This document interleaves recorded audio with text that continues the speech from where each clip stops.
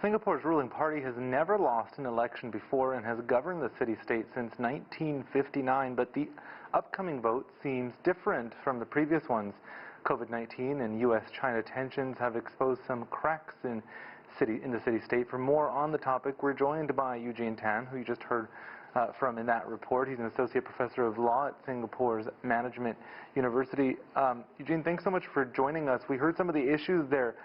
People concerned about job losses, rising living costs, and there are general COVID-19 frustrations.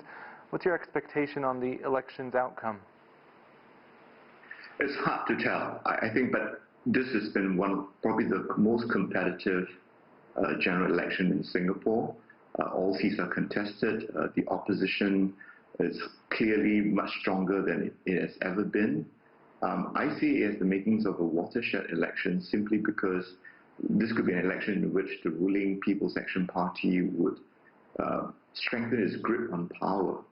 On the other hand, there could even be the possibility, that the opposition would make significant inroads, building on their rather small presence in Parliament to having, a significant presence.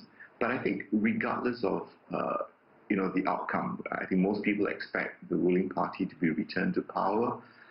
The focus will be very much on its victory margin, because I think that will be an indicator of the level of trust and confidence that the people have in the ruling party. So all eyes, as your report pointed out, are on the voters. Polling has just started, and we will be knowing the outcome in about 18 hours' time. Voting is compulsory there in Singapore. What impact does that have on the vote? Well, we see healthy voter turnout. I don't think it's because of the fact that voting is compulsory. I think over the years, Singaporeans have come to appreciate the importance of exercising, their democratic right to choose the government of their choice. So I think despite the COVID-19 pandemic, despite the restrictions and despite the fact that some people will not be able to vote because they are on quarantine notices, efforts have been made to enable, as many people to vote. So I think we will see a healthy turnout today, no different from previous elections. I want to talk a little bit more about Singapore's response to COVID-19. It was initially seen as a success globally, but Singapore lost some of its shine due to an outbreak within dormitories that house migrant workers.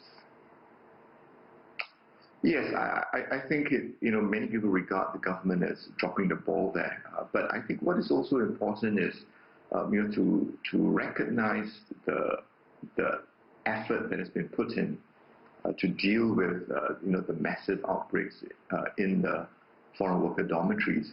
Yes, I think we could have done better, but I think when you look at how society, coming together to work with the government, to deal with the situation in the foreign worker dormitories, which house perhaps close to 400,000 foreign workers, that I think the effort has been nothing short of being a very positive response. And so if you're in Singapore, you wouldn't get a sense that that there are concerns about COVID-19.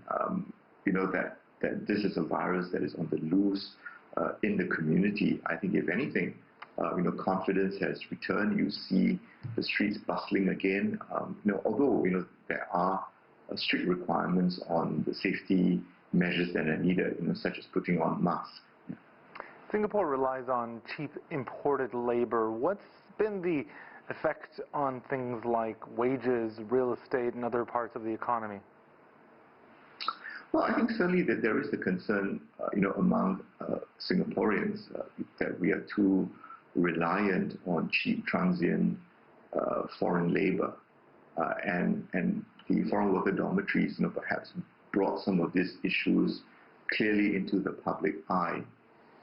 And this is an issue that I think will need addressing. I think the government has been trying to address it, but we are at a state where Singaporeans are not prepared to do some of these jobs. I don't think it's a question of pay.